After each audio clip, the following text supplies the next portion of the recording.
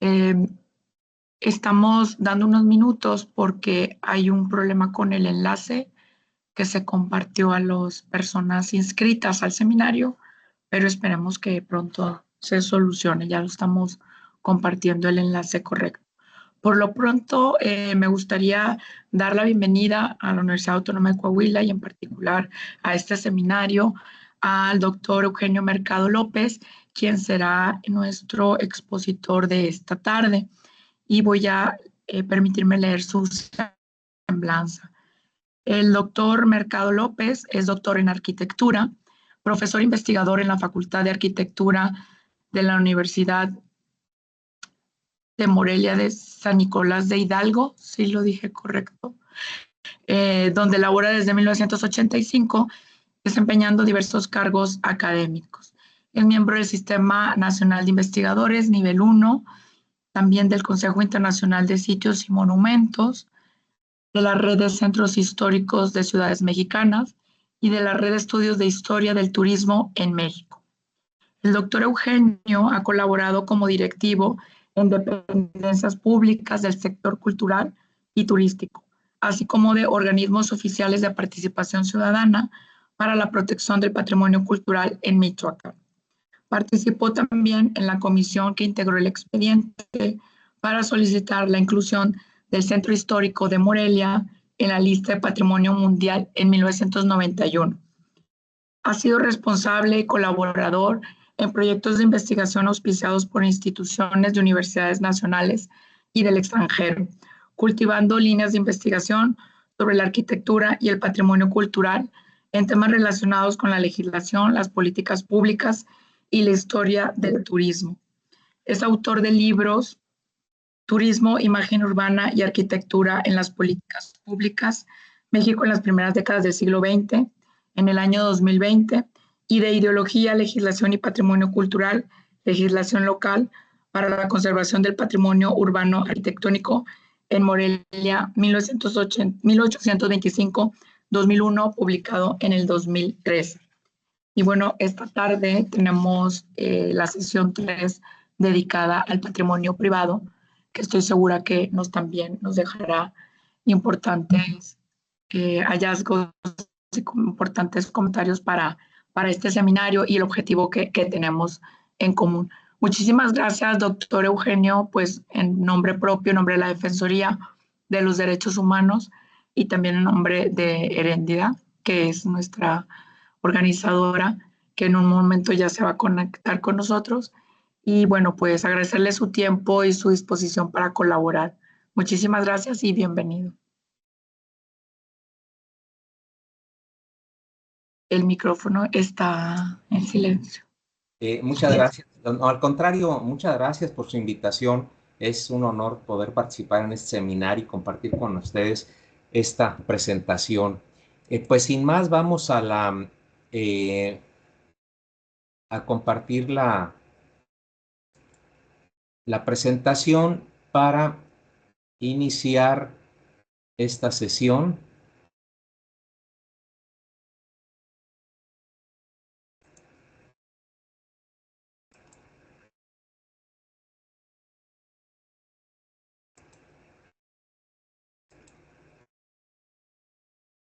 A ver, ustedes me dirán si se ve. Ahí se ve, doctor, sí. Sí, sí se ve. ¿Y sí avanza? Sí. Así es.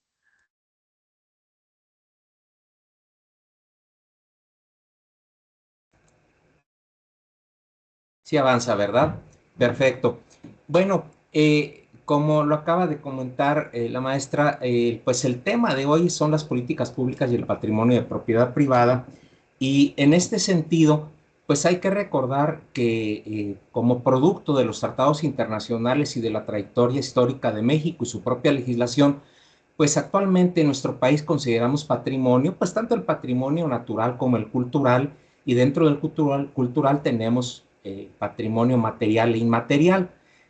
Ahora bien, dentro de la legislación mexicana hay que recordar que el concepto que se maneja es el de monumento histórico, artístico, arqueológico, pero prácticamente el día de hoy lo que quisiéramos enfatizar la plática es precisamente en estos monumentos de carácter privado, que básicamente podemos decir que es donde se enmarca el patrimonio artístico e histórico del país en un gran número, dado que recordamos que tanto el patrimonio paleontológico como arqueológico son bienes de la nación.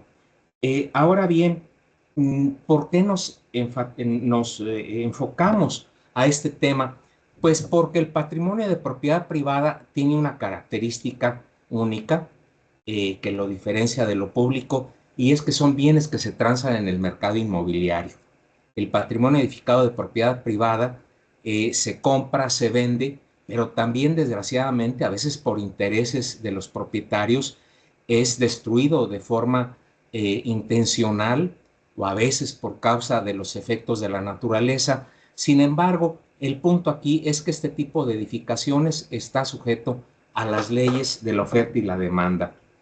En este contexto, yo les quiero proponer que en esta presentación analizamos un poco el concepto de lo que implica el patrimonio de propiedad privada, ver sus contradicciones, observar cómo se conserva este patrimonio con las explicaciones que se dan desde distintas disciplinas, para a continuación analizar las políticas públicas que se aplican para su conservación y finalmente llegar a poder ver algunos ejemplos de cómo en distintos países se implementan estas políticas para que este tipo de patrimonio se conserve y poder dar paso a algunas reflexiones.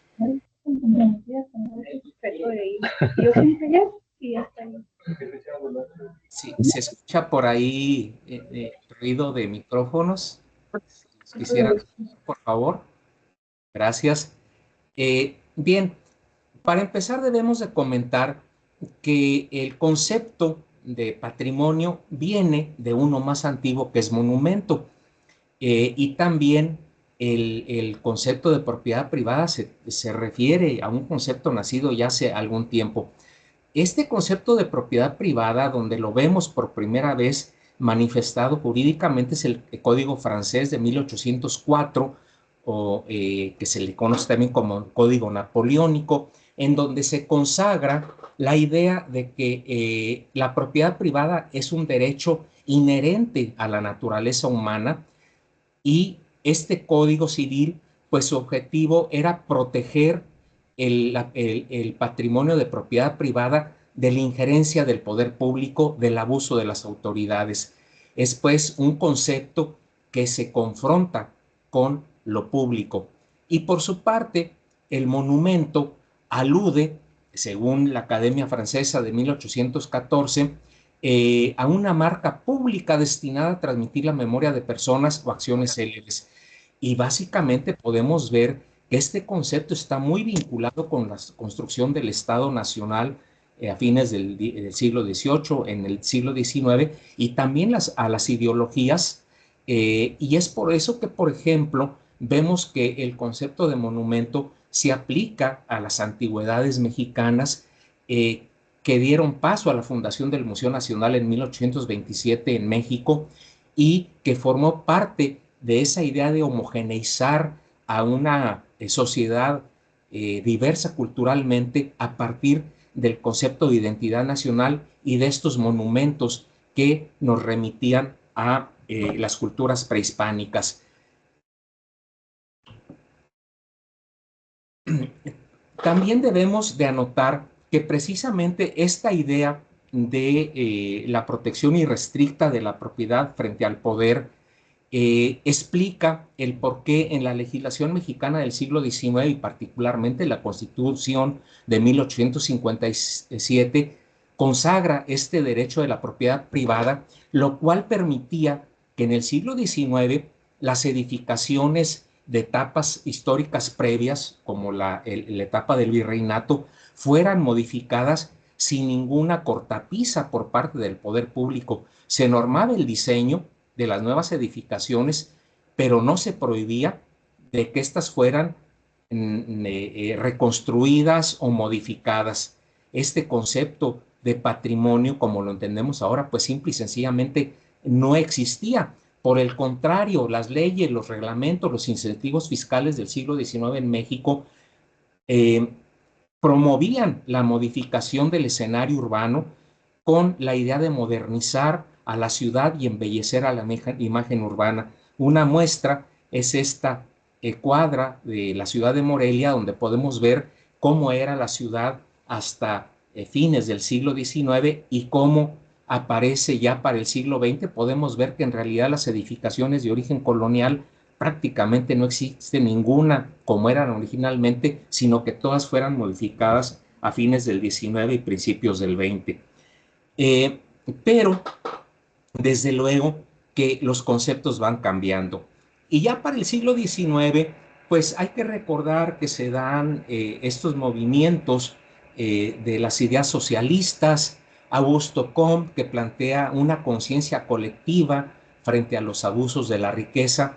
Hay que recordar que en esta época la idea del liberalismo, de la libre acumulación de riqueza, pues trajo abusos. Inclusive en países como Estados Unidos se empezó a poner freno a la propiedad privada por los abusos que existían, por los monopolios industriales de aquella época. Y en este contexto, ya a inicios del siglo XX, en los primeros años, un pensador francés, Léon Duguid, plantea un principio. Dice que la propiedad no es un derecho, sino que es una función social que tiene como objeto aumentar la riqueza y hacer valer el capital, sí, pero en beneficio de la colectividad. Y esto permite compatibilizar el derecho de la propiedad privada con los fines sociales y permite que el Estado intervenga y limite los derechos de la propiedad privada en beneficio de toda la sociedad. Este principio de la propiedad como función social fue adoptado por la legislación mexicana a partir de la Constitución de 1917 y en el Código Civil del Distrito Federal, aquí hay un error, fue de 1928, se consagra esta idea de en donde se limita la autonomía de voluntad en relación con la propiedad privada en beneficio de la colectividad. Es decir, desde este momento el propietario ya no era libre de decidir qué hacer con sus propiedades porque ya la propiedad se concebía como una concesión del Estado y donde el Estado puede poner en cualquier momento las limitaciones que convengan a la sociedad. Y por su parte, aquel viejo concepto de monumento, pues también se modificó, porque en el siglo XX y a raíz sobre todo de la Segunda Guerra Mundial, de la idea que se pudo advertir en la ideología nacionalsocialista, en donde inclusive se plantea el monumento muy ligado a una ideología vinculada con la dominación de los pueblos a través del robo de sus obras de arte, de las grandes manifestaciones artísticas, pues la comunidad mundial plantea que se debe de confeccionar otro concepto abstracto, general y amplio que designe a los bienes que son valiosos para toda la humanidad. Pero ajeno a las connotaciones ideológicas y políticas, y así nace el concepto de patrimonio. Estos bienes que se pueden considerar bienes que son de interés para todo el mundo, ciertamente son bienes simbólicos, pero que también pronto se descubrió que son susceptibles de una valoración económica y utilizados para generar desarrollo y riqueza a través del turismo o las industrias culturales. De tal manera, pues, esta idea de la utilización económica del patrimonio, pues tampoco es para nada nueva. Sucede que si hacemos una revisión, debo de mencionar que ya desde la etapa de la regeneración española, después de la tragedia de 1898, pues se plantea que el turismo, a través del atractivo que plantean los monumentos, puede ser un instrumento para recuperar las finanzas de una nación como fue España en franco retroceso financiero y político, pero también el monumento podía ser un elemento que cohesionara a la identidad nacional, y todo esto aprovechado económicamente a través del turismo. Estas ideas en México llegaron muy pronto, de hecho las podemos ver ya en la década de 1910, ya en 1916 aparecen, por ejemplo, notas de prensa donde se habla de la utilización económica del patrimonio a través del turismo, y esta política, esta idea se consagra plenamente en los programas turísticos y patrimoniales de los gobiernos revolucionarios.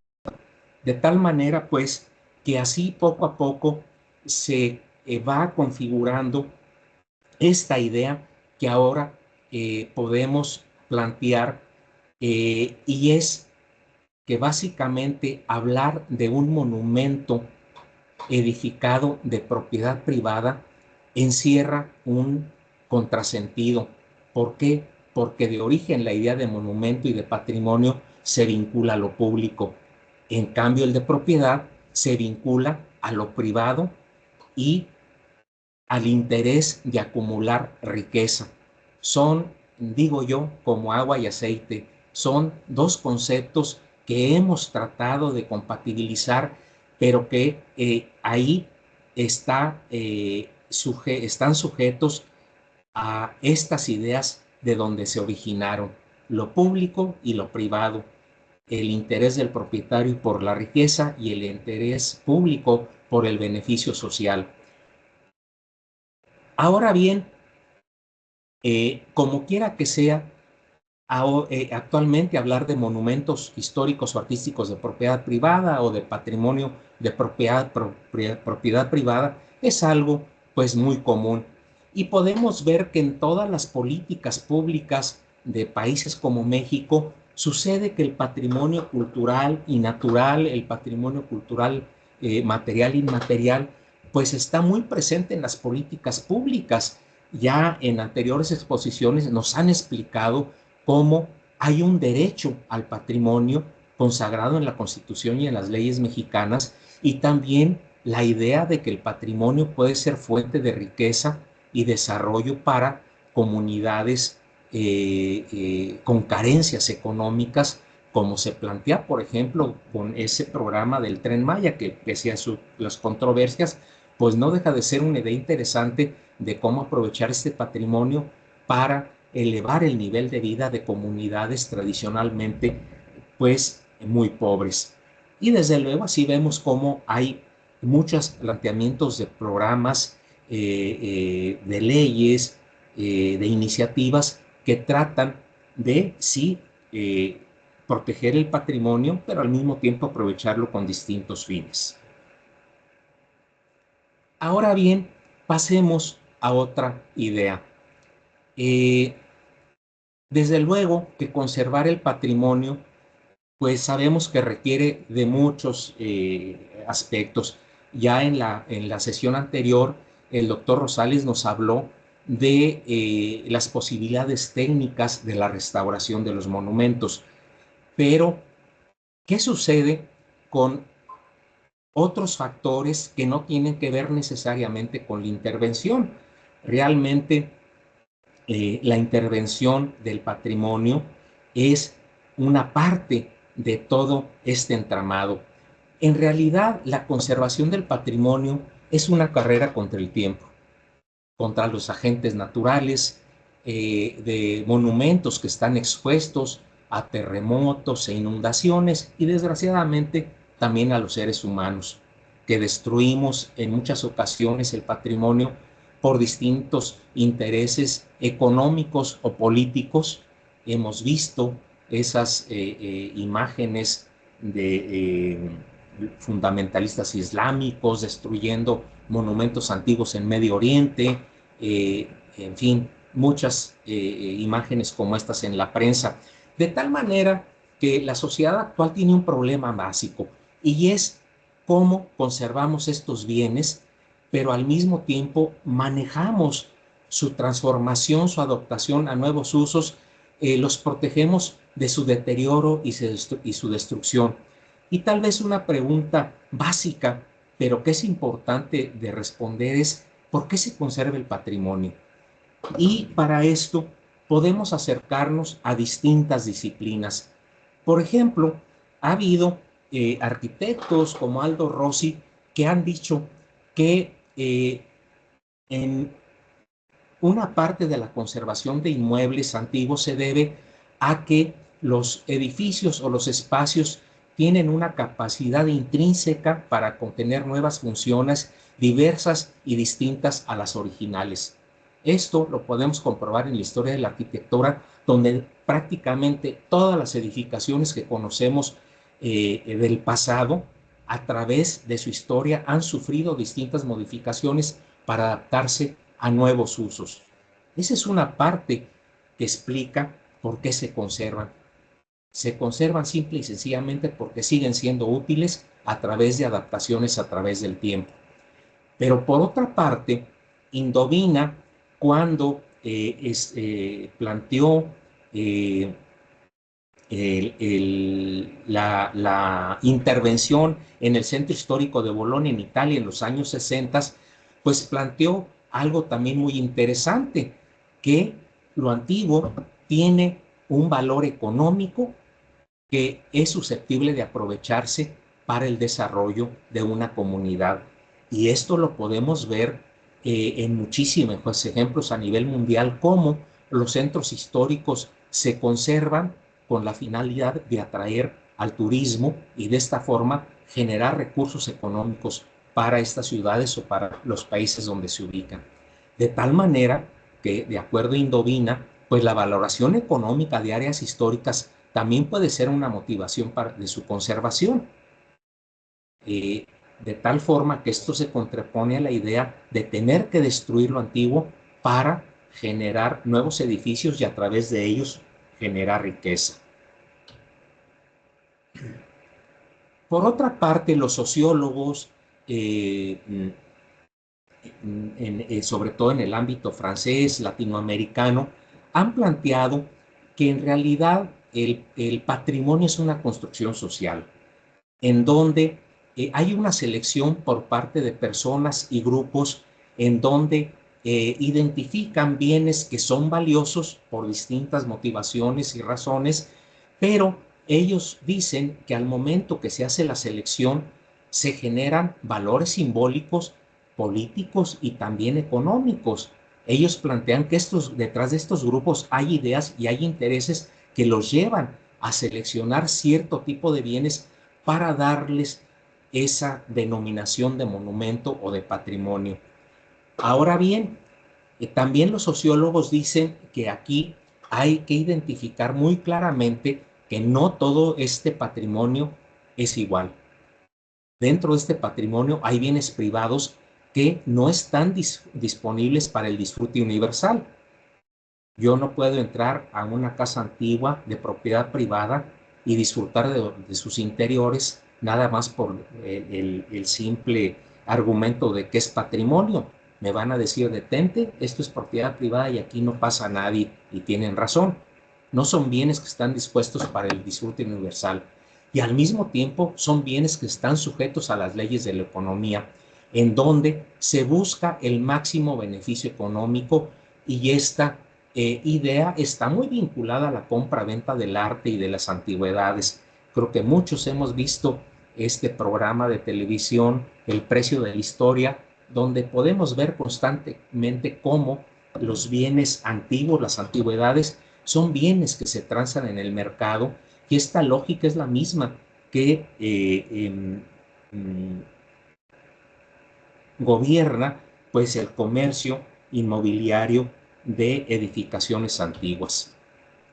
De tal manera que un investigador brasileño como Arantes ha planteado que la acción privada está necesariamente sujeta a la acumulación económica en este tipo de bienes, y que no es muy objetivo decir que la apropiación privada y la generación de riqueza es una simple agresión al patrimonio, dado que hay muchos gentes que tienen recursos económicos y que valoran los factores simbólicos de este tipo de bienes que pueden incrementar su valor económico y que tienen interés por conservarlos.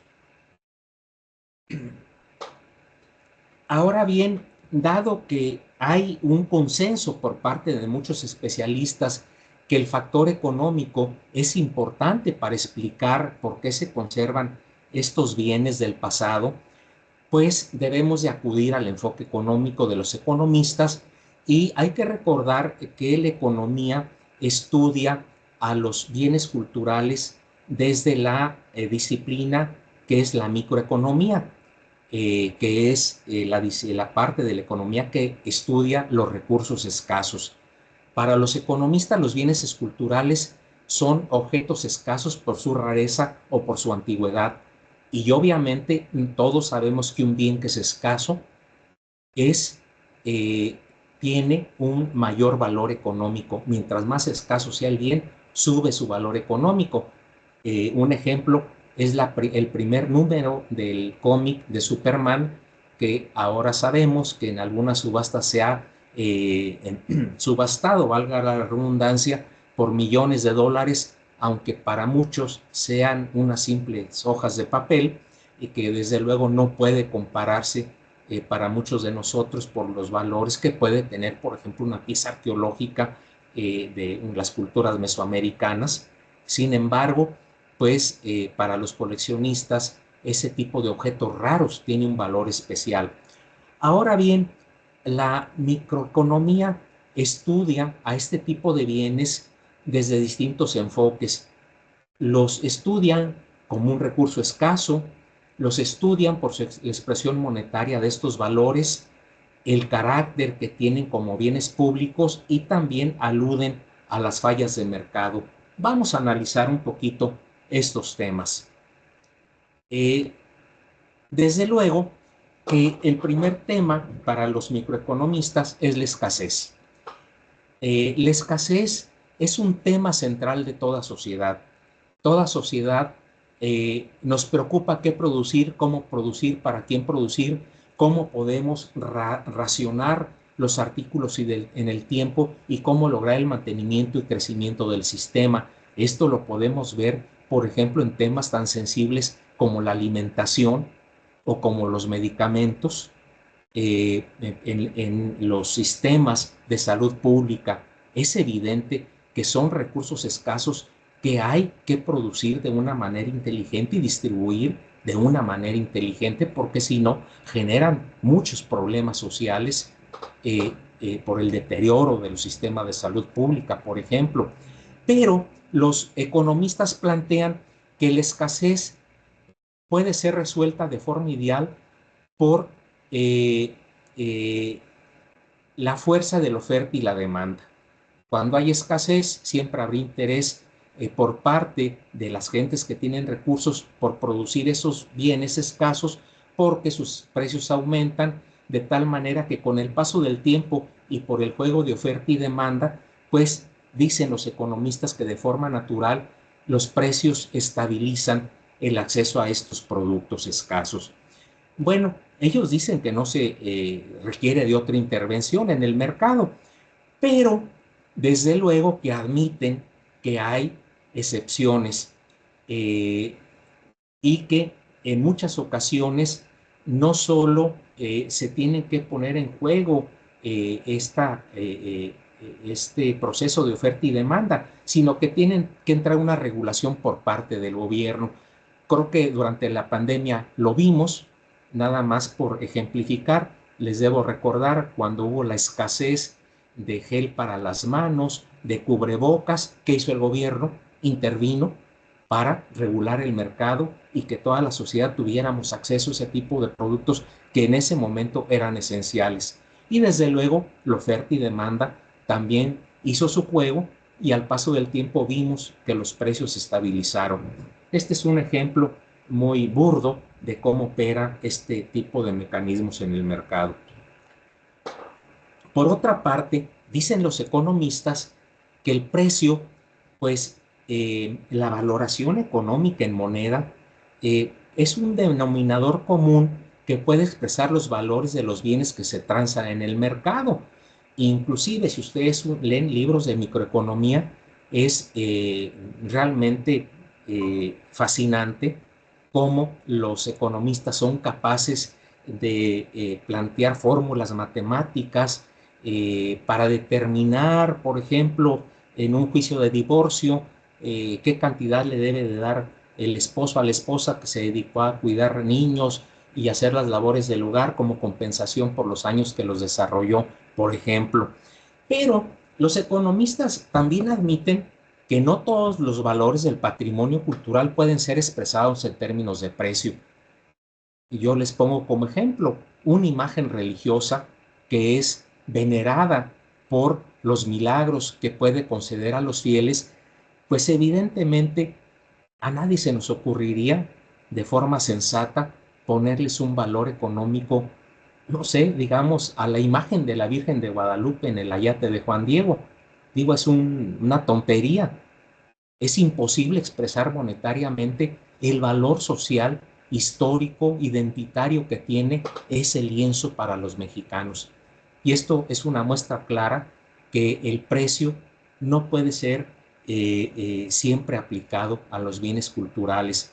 De tal manera que el límite del enfoque económico es precisamente que es imposible asignar precio a los valores culturales y sociales sin demeritar el significado mismo de esos valores. Y hay que admitir que, por ejemplo, los valores religiosos, estéticos, simbólicos, son inconmensurables para el análisis económico. Esto es algo que los mismos economistas admiten. A pesar de ello, sí hay distintos métodos de evaluación monetaria de los bienes culturales, por ejemplo. Aquí les menciono algunos, pero los mismos economistas dicen que esto del precio es importante, pero que a fin de cuentas no es el tema principal para el análisis económico de los bienes culturales. De tal manera que sucede que inclusive para los economistas el patrimonio cultural es un concepto complejo que presenta muchas dificultades para su explicación desde la economía. Por ejemplo, se dice que el patrimonio cultural es un bien público, pero vean lo que sucede. Para los economistas un bien público es no excluible y no rivalizable. Por ejemplo, un bien público es el aire. Y el aire es algo a lo que todos tenemos derecho y tenemos acceso, pero además no es rivalizable. Es decir, el hecho de que yo respire no demerita el hecho de que mi semejante respire. No hay ningún problema, ¿sí? Pero ¿qué sucede? ¿Podemos aplicar el concepto de bien público al patrimonio? Sobre todo al patrimonio de propiedad privada. Ya se los comenté al principio. Si yo quiero entrar a una casa porque es muy bonita, es muy antigua, y yo le digo al propietario, es que este es un bien público porque es patrimonio, ¿puedo entrar a ella? Evidentemente no, me va a decir, no, esto es propiedad privada. De tal manera que este tipo de bienes, como los bienes culturales de propiedad privada, son bienes intermedios, no son ni totalmente públicos ni totalmente privados. Dicen los economistas que están ahí en una categoría intermedia en donde a veces podemos acceder a ellos si se nos es permitido, pero si no es así, no podemos entrar y sin embargo pueden ser considerados como bienes públicos por la legislación, por ejemplo. Ahora bien, los economistas admiten que en el libre mercado hay fallas de mercado. La falla de mercado es la imposibilidad del mercado para proveer ciertas mercancías públicas. Volvemos al caso de los cubrebocas cuando la pandemia. De momento, el mercado se vio imposibilitado para proveer estas mercancías públicas y el gobierno tuvo que intervenir. Pero sucede que en el caso del patrimonio cultural, la falla de mercado no es una excepción, sino que es la regla. Los bienes patrimoniales están constantemente expuestos a fallas de mercado y el mercado no puede proveer de patrimonio cultural porque no puede reproducir pues todos los valores inherentes al patrimonio cultural.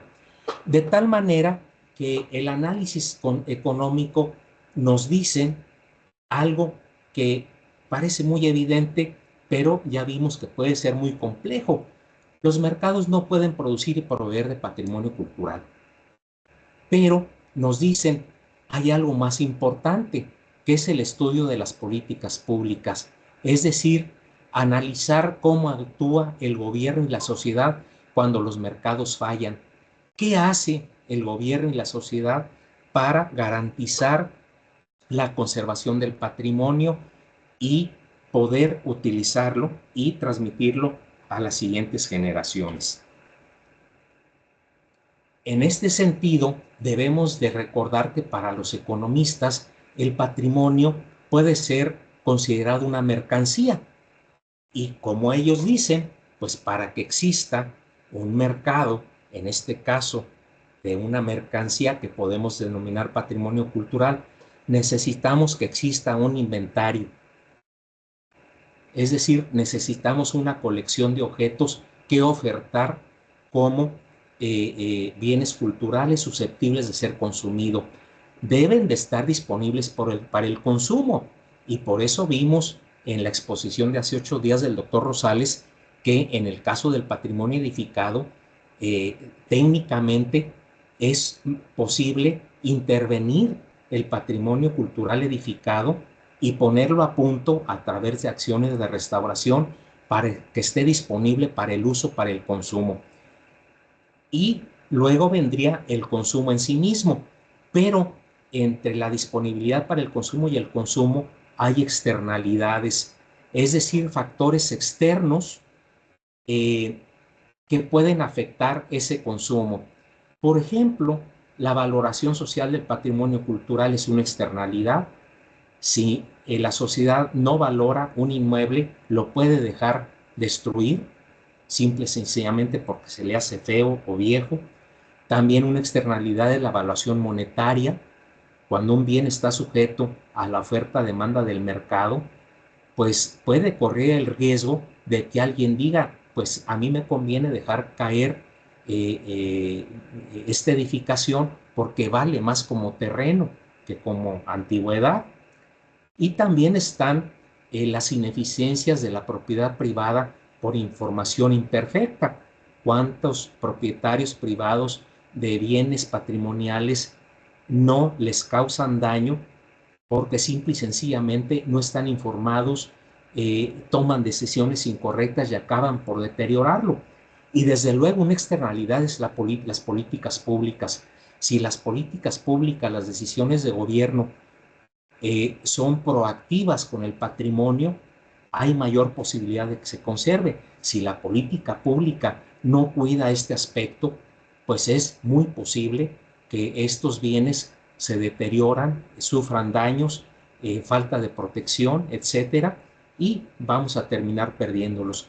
Entonces, podemos observar, pues, que en realidad el patrimonio edificado de propiedad privada está sujeto a muchas vicisitudes y por si esto fuera poco, hay que recordar algo más.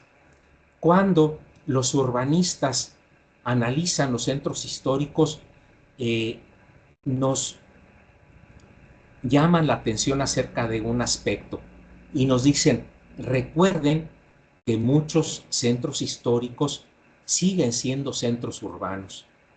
No es lo mismo. Un centro histórico es un área urbana que conserva vestigios edificados del pasado y el centro urbano es un área urbana donde se concentran espacios y actividades que generan riqueza.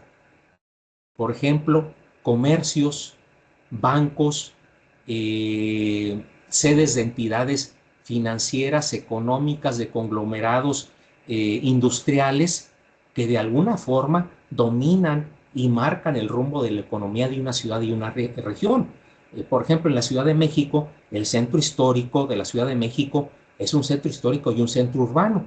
Y esto no deja que, por ejemplo, Polanco también sea un centro urbano, o Santa Fe, pues también sea un centro urbano. Pero en ocasiones hay muchas ciudades pequeñas o medias donde sucede que el centro histórico es a la vez el centro urbano. Y obviamente esta condición le hace que estos centros históricos también estén sujetos a las presiones de la producción económica de la ciudad, en donde se demandan nuevos espacios para desarrollar actividades económicas, de tal manera que para el urbanismo también hay un reto para mantener la vigencia simbólica, funcional y económica de este patrimonio, y normalmente se hace a través de una regulación, a través de planes y programas de desarrollo urbano. Ahora bien, de forma específica, ¿qué políticas públicas podemos identificar que son utilizadas para la conservación del patrimonio cultural? Les debo de decir que ya hace años Krebs y Schmidt-Hebel, dos investigadores chilenos, se dieron a la tarea de hacer un recuento en muchos países del mundo de las políticas que se aplican en distintos lugares del planeta, e identificaron estas categorías. Dicen, normalmente se hace primero a través de la definición del patrimonio cultural. Por ejemplo, en México hay listados, hay declaratorias de zonas de monumentos históricos, hay decretos para identificar a los monumentos históricos. Hay otros países donde inclusive se hace a través de plebiscitos. Otra política pública es la intervención directa del gobierno, de entidades públicas, a través de la propiedad pública y edificios patrimonio de propiedad pública, pero también asignando un gasto para el mantenimiento de estas edificaciones y también la gestión. Por ejemplo, la gestión turística que se hace de un sitio muchas veces viene de las entidades públicas. Otra política pública son las limitaciones legales al derecho de propiedad privada. México es un ejemplo típico. Aquí nuestra ley de monumentos dice muy claramente que la propiedad privada, en el caso de los monumentos históricos y artísticos, está limitada y está sujeta a una norma y a una reglamentación por parte de las entidades públicas, ¿sí? De tal manera que limitan los derechos de propiedad.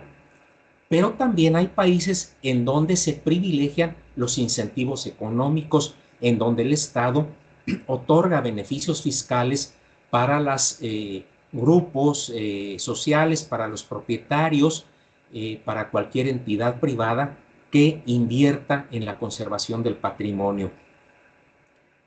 Hay países como el caso de Italia y otros países europeos en donde tienen tal cantidad de patrimonio que se opta por privatizar la propiedad.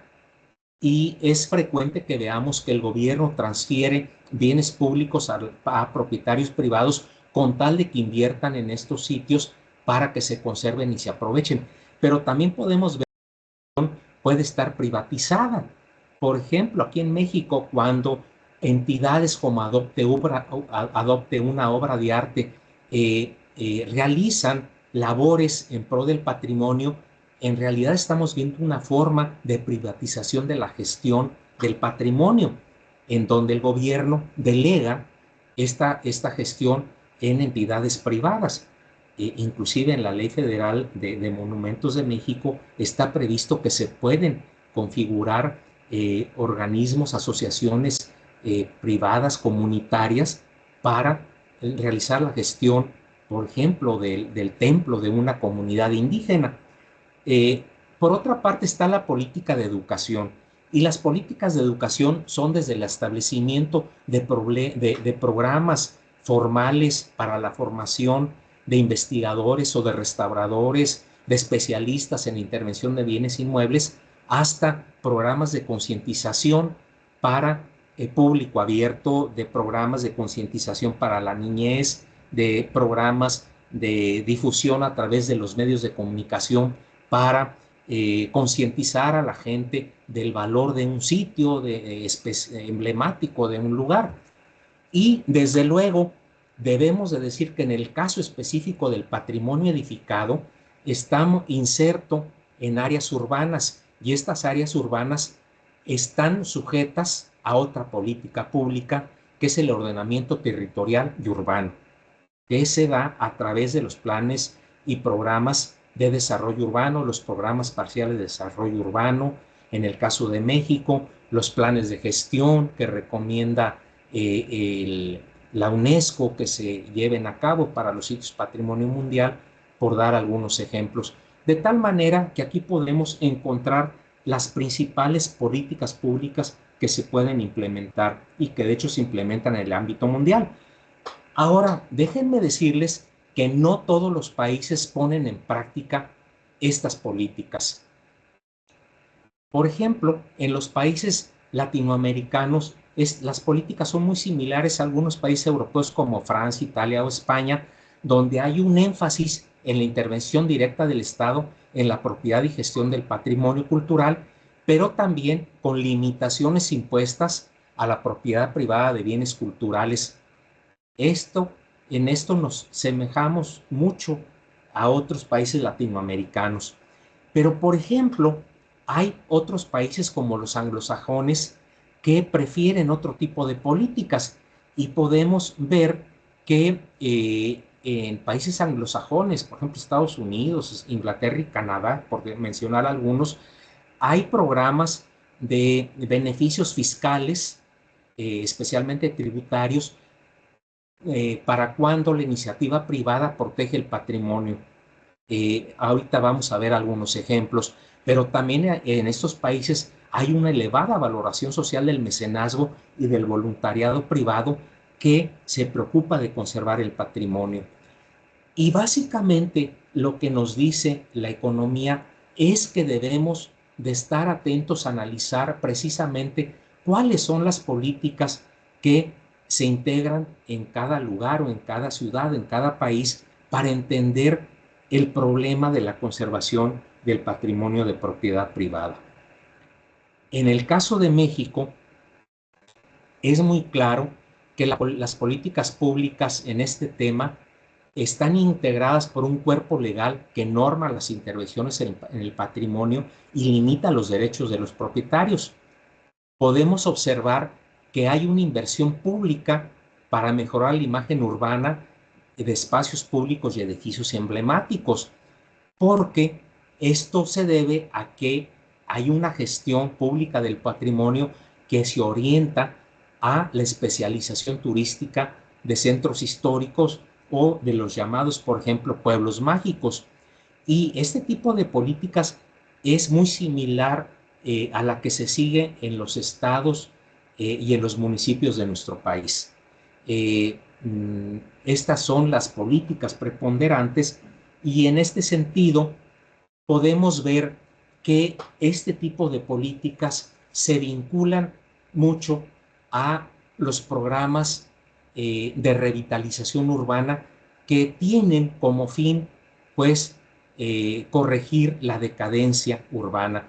En esta imagen, además de darnos un descansito mental, recordando una película dominguera, emotiva, para cuando queremos llorar un poco, pues además podemos ver el temor de los patrimonialistas, y es ver cómo el progreso destruye a las edificaciones antiguas. Desde luego que esto es simplemente para llamar la atención sobre el tema, porque sucede que la decadencia urbana es algo que es real y se ha dado en las ciudades del mundo desde hace décadas, y se sigue presentando en muchas ocasiones. Un caso típico es Detroit, en donde después de ser una ciudad de un gran auge industrial, pues pasó poco a poco al deterioro, sobre todo por la migración de algunas o de muchas de sus empresas, hasta llegar a un auténtico fenómeno de decadencia urbana. Y los economistas dicen que la decadencia urbana no es otra cosa que la falta de inversión en propiedades e infraestructura urbana. Es decir, que cuando el gobierno y la iniciativa privada deja de invertir en un lugar, pues se da la decadencia y poco a poco son lugares que la gente empieza a abandonar, pues porque simple y sencillamente no reúne las condiciones de habitabilidad, no satisface las expectativas sociales y poco a poco hay sitios que se van abandonando. Desde luego, este proceso lleva a la ruina del espacio urbano. Ahora bien, los programas de revitalización urbana también no son nada nuevo en el ámbito mundial. Por ejemplo, en Estados Unidos, desde la década de los 40 ha habido programas en revitalización de áreas urbanas. Podemos ver, por ejemplo, en el área de Queens, en Nueva York, cómo hubo épocas de mucho deterioro, sobre todo en áreas que se convirtieron en verdaderos guetos donde vivía una mayoría de población negra, hispana, donde se veían este tipo de fenómenos de áreas muy degradadas socialmente y cómo en muchas ocasiones se redujo la oferta de vivienda para estas personas de bajos recursos y que fueron desplazados. Para ello, el gobierno de Estados Unidos lanzó una serie de programas de transferencias financieras a los gobiernos locales, subvenciones, mejoras de servicios públicos, servicios de viviendas de barrio, préstamos con bajas tasas de interés para pequeñas empresas con la finalidad de revitalizar estas áreas. Aunque dicen los economistas que en realidad estos programas no han llevado a ningún cambio significativo de las fuerzas económicas que provocan el deterioro urbano. Y sobre todo llama la atención acerca del hecho de que para fines del siglo XIX, XX y principios del XXI, pues es un hecho de que cada vez hay más gente pobre que se concentra en las ciudades. Y este es un fenómeno mundial y esto es algo que hay que atender. Pero también podemos ver que en Estados Unidos hay una gran cantidad de incentivos y exenciones fiscales para preservar obras maestras arquitectónicas del pasado de tal manera que la preservación y rehabilitación de hogares históricas es una dinámica que está integrada al mercado inmobiliario, en donde los agentes inmobiliarios se valen de esos incentivos y exenciones fiscales como un incentivo y un atractivo adicional al comprador. Y así podemos ver, como esta fotografía, que hay muchas comunidades pequeñas en Estados Unidos que están apostando por remodelar, por ejemplo, antiguas instalaciones con nuevos usos. En muchos programas de televisión de History Channel, por ejemplo, o cosas por el estilo, podemos ver programas de cómo hay gentes que se dedican a este tipo de renovaciones de casas antiguas. Y, por ejemplo, uno de los estados donde hay mayor cantidad de incentivos fiscales es en California. Hay una gran cantidad de este tipo de programas en donde hay ayuda a propietarios de hogares históricos, donde se recompensa el costo de la rehabilitación y el mantenimiento de las características originales. Y además hay otros instrumentos que, aunque no fueron diseñados para la conservación de casas históricas, sí se aprovechan de ellos. Por ejemplo, préstamos, hipotecas, préstamos para renovación de casas, algo que se llama hipotecas reversas para personas mayores. Es una mala traducción, pero es el caso de, por ejemplo, personas ya de 80 años que tienen una casa histórica, no son sujetas ya de crédito por parte de entidades bancarias, pero en Estados Unidos sí hay programas que atienden a este tipo de problemáticas en donde es factible que estas personas, a pesar de la edad, entren en esquemas de financiamiento conjuntamente con sus herederos o mediante convenios en donde plantean que a la muerte de estas personas, pues la edificación pasa a manos del banco, pero esto les permite, mientras viven, renovar su casa y gozar de una casa en buenas condiciones habitables. También hay programas municipales para personas de ingresos moderados, inclusive un programa de terremotos del Departamento de Seguridad del Estado de California, sin ser directamente un programa pensado para casas históricas, pues sucede que da beneficios para este tipo de edificaciones y también se utiliza para incentivar la conservación de estas edificaciones. Y bueno, ¿por qué se preocupan por conservar estas edificaciones? Pues porque han visto que conservar estos inmuebles es un plus para el desarrollo económico, para desarrollar el turismo, para conservar valores contextuales y urbanos, y además sucede que en muchas comunidades valoran como un esquema identitario este patrimonio para conservar las características e identidad de poblaciones en muchos de estos lugares. Además hay que recordar, por ejemplo, que hay una gran cantidad de estos escenarios de edificaciones antiguas que se utilizan para filmaciones cinematográficas o televisivas, que dicho sea de paso, también pueden ganar incentivos fiscales cuando hay rodajes en este tipo de inmuebles históricos. De tal manera que también el mercado inmobiliario ha descubierto el placer y valor que puede representar comprar casas antiguas, remodelarlas y venderlas a nuevos usuarios después de que son adaptadas enteramente para satisfacer los requerimientos de la vida contemporánea. Este programa de casas históricas que podemos ver en la televisión es un muy buen ejemplo de cómo el mercado inmobiliario ha integrado esta dinámica a la compraventa de inmuebles en Estados Unidos. Les recomiendo, por ejemplo, que consulten los documentos de la Fundación Getty. Hay varios estudios acerca de este tema y son muy interesantes.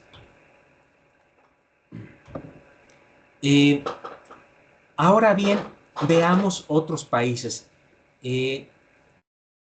Hay un caso muy interesante, como fue Palma de Mallorca, en donde, pues, ellos desde hace muchos años, me estimo que alrededor de 4 o 5 décadas, se metieron a revalorar, a revitalizar barrios históricos, pero se dieron cuenta, pues, que esto iba a ser muy complicado hacerlo de un solo golpe, y lo que han hecho es ir poco a poco aprovechando programas internacionales de la Comunidad Económica Europea, pero donde además de la restauración de inmuebles, también se generaron programas donde está compatibilizado la mejora del medio ambiente, el desarrollo del tejido económico, el equipamiento social, que me refiero de instalaciones para satisfacer necesidades sociales,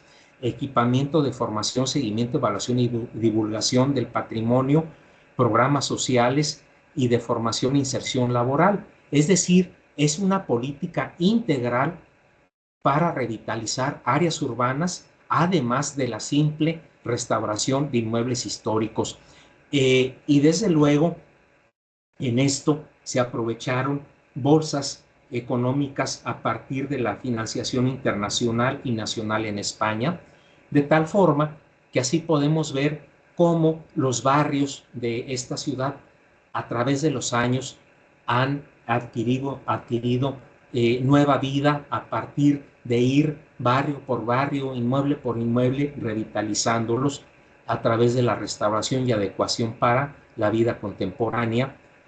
Algo que me llama mucho la atención en el caso de España, lo he visto en varias pequeñas comunidades, inclusive cómo se construyen o se adaptan edificaciones en áreas históricas para como lugares de acogida para personas mayores, no solo como vivienda, sino también como espacios donde pueden operar como guarderías, en donde los familiares los dejan temprano, la gente joven va y trabaja y recogen a los padres, a los abuelos en la tarde, en la noche, para llevarlos a dormir a su casa, pero cuentan con un lugar adecuado en el centro histórico donde pues siguen conviviendo en un espacio que ellos reconocen como propio y con personas y actividades con gentes de su misma edad. Desde luego también antiguas instalaciones industriales se han convertido en espacios de deporte o de vida social. Se ha privilegiado la recuperación de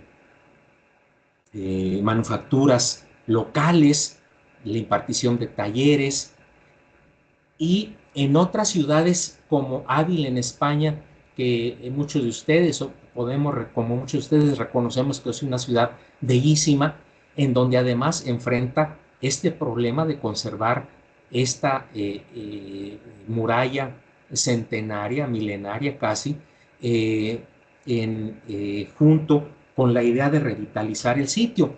Solo que aquí, según hemos podido platicar con algunos investigadores, sucede que esta idea de revitalizar confrontada con la conservación no siempre resulta tan efectiva. Por ejemplo, estos investigadores mencionan que en el caso de Ávila se ha perdido patrimonio porque tienen una normatividad muy restrictiva, y además ellos han mencionado que la autoridad suele tomar decisiones discrecionales a falta de una regulación no completamente clara, y esto, dicen ellos, ha desanimado a muchos inversionistas privados al tener que enfrentarse con una regulación excesiva. Y ellos plantean pues que esta regulación tendría que ser un poco más flexible para lograr compaginar los programas de revitalización con los de conservación del patrimonio.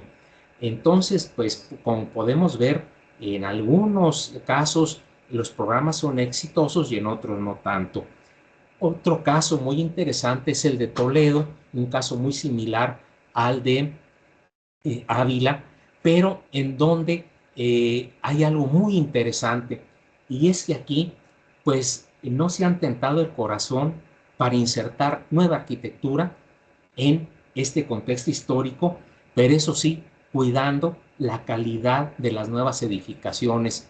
Es algo que se comenta. El problema no es que haya nuevas edificaciones, sino la pregunta sería, ¿al menos tiene la misma calidad de diseño que lo que había existido antes? Por lo menos, es lo menos que podríamos pedir. Y en este caso, en este lugar, la gestión urbana requería, por ejemplo, de un sistema de accesibilidad. Quien ha visitado Toledo se da cuenta de la complicación que hay para que el turismo, sobre todo el de tercera edad o personas discapacitadas, puedan acceder al casco histórico por la topografía. Y ahí, por ejemplo, ellos tienen sistemas de comunicación a través de elevadores, de escaleras eléctricas, que hace muy fácil el acceso desde los estacionamientos subterráneos al pie de la ciudad histórica, y que la gente desde ahí suba con mucha facilidad hasta la parte más alta de la ciudad. Y esto ha permitido a Toledo tener un programa turístico muy exitoso, con espacios históricos muy accesibles. Pero lo más interesante es esto. Como ustedes saben perfectamente, en la historia de este tipo de ciudades se encuentran vestigios desde romanos, judíos, árabes, debajo de las edificaciones de los siglos XVII, XVIII, XIX o XX. Y aquí hay algo muy interesante. Sucede que en muchas ocasiones, debajo de una edificación en uso, por ejemplo, como vivienda, se encuentran vestigios de arquitectura del pasado.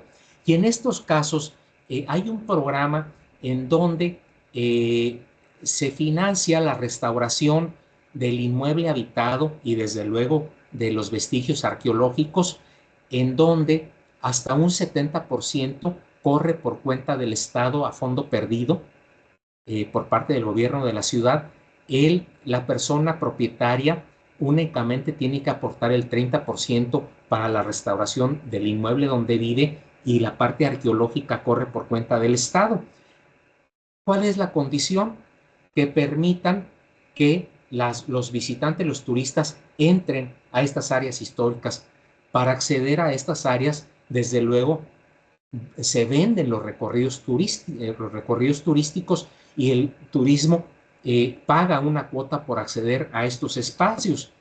Aquí lo interesante, pues, es que este recurso va a nutrir económicamente el fondo que hay para financiar estas intervenciones, de tal manera que en un recorrido podemos encontrarnos con una puertita, el guía de turistas abre y nos encontramos a veces con unas maravillas como fábricas de jabones de la época musulmana o antigua, una fábrica de jabones o algún vestigio de alguna vivienda judía. Y esto pues resulta muy interesante en términos turísticos, pero también de conservación del patrimonio. Ahora bien, no siempre estos programas se dan en países del primer mundo. Por ejemplo, en Túnez, que es un país, como sabemos, del norte de África, pues se dio un programa muy interesante para renovar la Medina de Túnez, lo que llamamos nosotros el casco histórico, en donde se previó un programa muy amplio en donde a la población residente se le daba la posibilidad de mejorar las viviendas donde ellos habitaban o bien reubicarse en nueva vivienda en otra área de la ciudad, porque a fin de cuentas mucha gente puede preferir reubicarse en un sitio nuevo. De cualquier forma, el programa preveía atención gratuita a quien se beneficiara de créditos destinados a rehabilitación de vivienda deteriorada, con beneficios muy buenos y también programas de vivienda social para personas que por decisión propia querían ser desplazadas a otro lugar de la ciudad. Aquí sobre todo destacó el saneamiento de 600 ucalas, que son viviendas en muchos casos comunitarias, que son muy frecuentes en la cultura árabe. Y por ejemplo, el realojamiento incluía la opción para las familias de adquirir una vivienda, una parcela de 80 metros cuadrados, una vivienda de 42 metros cuadrados, con esquemas de arrendamiento con opción a compra a 25 años sin intereses. Yo creo que cualquier persona nos animaríamos a meternos un programa de estos. Además, intervinieron más de 400 inmuebles catalogados con obras de restauración a través de créditos internacionales, y también a las personas que optaban por acceder a créditos preferenciales para restaurar sus viviendas históricas. Había créditos a 15 años con un 5% de interés, que igualmente es creo que una condición inmejorable para restaurar un inmueble de nuestra propiedad. Pero además, desde luego, aquellos edificios relevantes, más importantes, por sus valores arquitectónicos, etcétera, pues fueron tomados por el gobierno, intervenidos y puestos a disposición de la comunidad a través de usos culturales y públicos. Entonces, como podemos observar, actualmente en el ámbito internacional, la conservación del patrimonio edificado siempre está vinculado a la recuperación de áreas históricas y programas muy complejos. En el barrio de Saint Roch, en Quebec, es un caso muy interesante porque el barrio de Saint Roch es un antiguo área portuaria de Quebec que tuvo un fenómeno de declinación urbana y un deterioro terrible, pero en donde se habilitó un programa muy interesante en donde comprendió nuevos usos para el patrimonio, estacionamientos, programas de seguridad pública, vías peatonales y ciclistas, regulación de usos de suelo, incentivos comerciales, promoción del destino turístico y una muy interesante mezcla residencial. Una base, por ejemplo, fue invitar a empresas para que se ubicaran ahí. La condición es que tendrían que ser empresas no contaminantes o sedes de instituciones públicas y privadas que tuvieran que ver con la investigación, con la confección de vestimenta, de vestuarios. Por ejemplo, la sede del Circo de Soleil está en este sitio, alrededor del Jardín San Roque, pero además, como tienen una vida artística muy potente en Quebec, me refiero a muchos pintores, artistas de toda índole, pues se formaron cooperativas y muchos de estos grupos han llegado a, mm, a integrar programas en donde rescatan edificios antiguos, en donde establecen sus talleres y sus galerías de arte para ofrecer sus productos al público, lo cual ha permitido un esquema muy interesante que ha revitalizado estos lugares.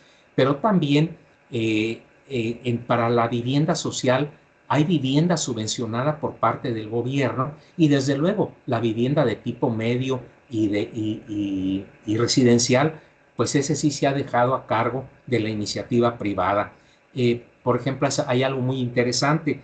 A las empresas se les obliga a construir espacios de estacionamiento para sus empleados, pero si el empleado escoge no utilizar el espacio de estacionamiento, es decir, dejar su carrito en su casa e irse en bicicleta o en transporte público, el gobierno le da una cantidad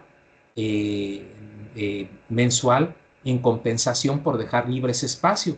Y obviamente esto hace que haya más espacios disponibles para los visitantes, para los turistas, y le genera un recurso adicional a un trabajador. En fin, son ideas, creo yo, bastante creativas que han dado buen resultado. Y ahora pasemos rapidísimamente a México, en donde pues tenemos un problema tremendo. ¿Y cuál es? Que tenemos muchísimo patrimonio. Todos lo sabemos, no hace falta repetir las estadísticas. Tenemos un montón de zonas de monumentos, un montón de monumentos, de edificios con valor histórico y que se enfrentan siempre al problema de las intervenciones inadecuadas y a la destrucción. Vamos a ver un caso rápidamente, como es Morelia, para ejemplificar esto, en donde el centro histórico hay 11,000 inmuebles, pero solamente el 10% son monumentos históricos y el 90% son de propiedad privada. De ahí la importancia de analizar cómo se comporta el patrimonio de propiedad privada en este tipo de áreas protegidas. Desde luego que en el caso de Morelia, como ha sucedido en los ejemplos que hemos visto, pues ha habido programas como el de rescate del centro histórico, en donde existieron obras de conservación, desalojo del comercio informal, intervenciones en edificios emblemáticos, en jardines, en plazas. Y aquí podemos decir que ha habido efectos positivos, negativos y diferenciados. Por ejemplo, en este mapa pueden ver dónde se ubicaron las intervenciones públicas y pueden ver que hay una concentración en el área nuclear del centro histórico. ¿Y qué pasa con los barrios tradicionales? Los barrios de la periferia del centro histórico presentan patrimonio en mal estado y baldíos, de tal manera que el patrimonio en buen estado de conservación redujo su espectro y ahora abarca una área mucho menor del centro histórico. Aquí podemos ver una gráfica del 85 del 2001, y esto coincide con el área que se promueve turísticamente, es decir, no es casual. La gestión del área urbana como espacio turístico ha determinado que la conservación de los bienes inmuebles de propiedad privada en buen estado se concentren también alrededor de este espacio. Pero aunado a lo anterior, ha habido un despoblamiento terrible del centro histórico, a pesar de que el resto de la ciudad crece, crece y crece en población y en extensión. Las viviendas han disminuido y en el año, por ejemplo, 2010 se observó un ligero incremento, pero sucede que el índice de hacinamiento lo que nos muestra es que sí, a lo mejor hay un poquito más de viviendas ocupadas, pero con menor número de personas. De tal forma que ahora el centro histórico pues es un centro histórico que presenta una pirámide demográfica muy distinta al resto de la ciudad.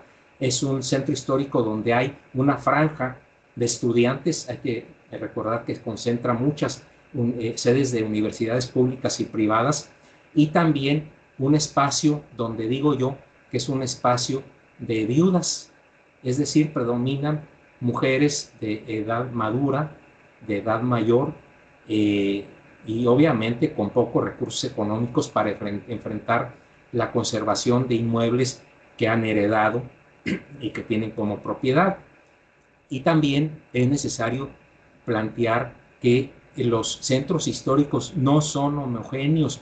Por ejemplo, al analizar las áreas más habitadas y menos habitadas del centro histórico de Morelia, hemos podido identificar que hay dinámicas diferenciadas. De aquí que es una tontería plantear políticas homogéneas para todo el centro histórico y no identificar problemáticas particulares que tienen ciertos barrios.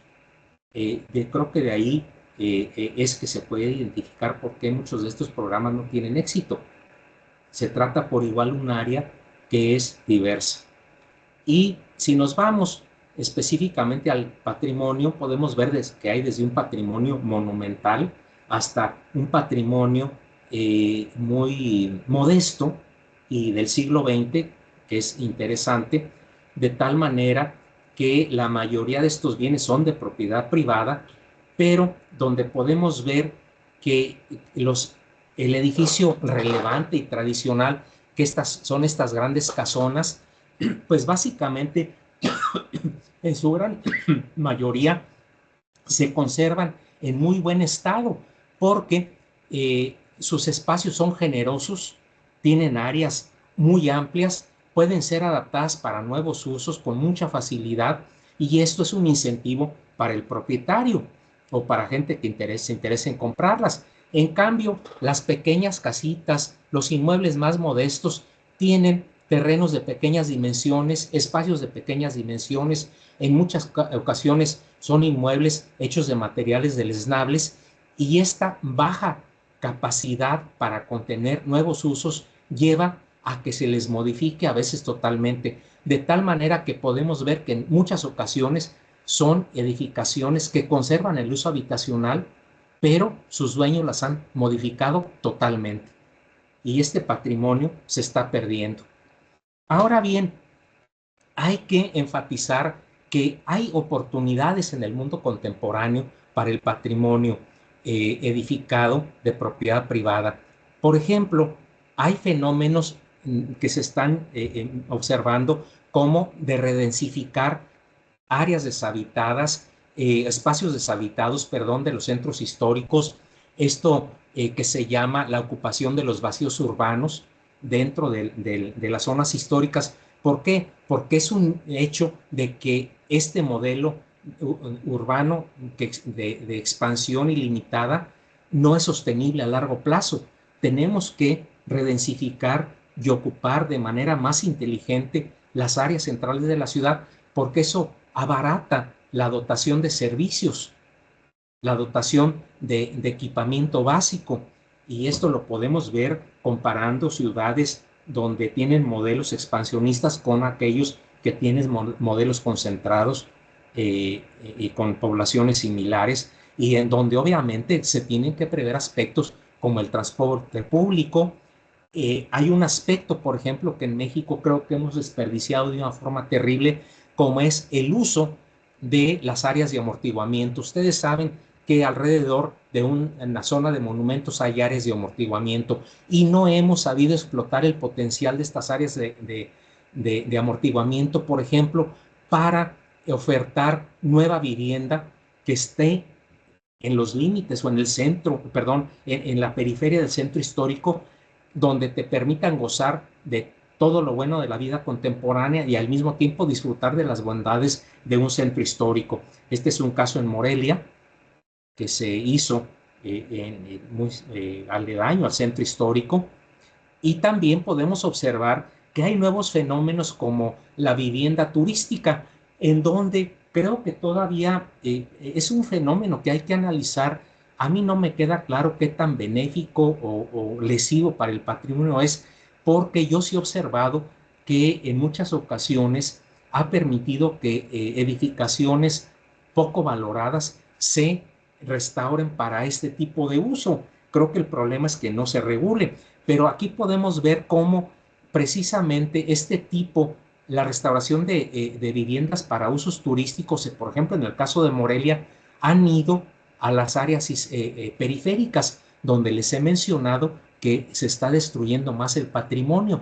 Es decir, esto sí puede ser una dinámica que permita recuperar esas pequeñas viviendas para nuevos usos.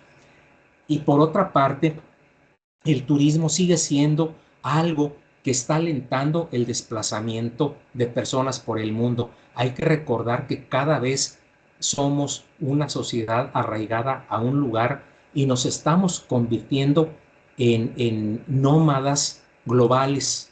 Ahora es de lo más común que nuestras familias, nuestros hijos, personas conocidas se desplacen a otros países en busca de descubrirse a sí mismos, ir al lugar soñado, vivir la experiencia de habitar en otro país. En fin, son nuevas motivaciones que están impulsando el turismo y el desplazamiento de personas por el mundo, de tal manera que el patrimonio puede adaptarse no solo para esos turísticos. Hay personas, parejas jóvenes que requieren de un espacio pequeño para habitar, porque hay personas que inclusive no les interesa tener hijos, hay solteros que se unen para vivir en comunidad, podríamos decir, ejecutivos, estudiantes que se consiguen algún socio para vivir, y en muchas ocasiones este tipo de lugares les es muy atractivo para habitar. Residentes temporales que buscan simplemente llegar por algunas semanas o meses a habitar un sitio, expatriados, que es tan común verlo, o simplemente turistas que no les interesa alojarse en hoteles, sino buscar formas de vida local para empaparse de eso. De tal manera que el patrimonio edificado permite precisamente adecuarse para nuevos usos, y de aquí podemos observar, por lo menos en mi experiencia personal, que las intervenciones en el patrimonio edificado que son lesivas para sus valores, básicamente es por la ausencia de habilidad en el diseño.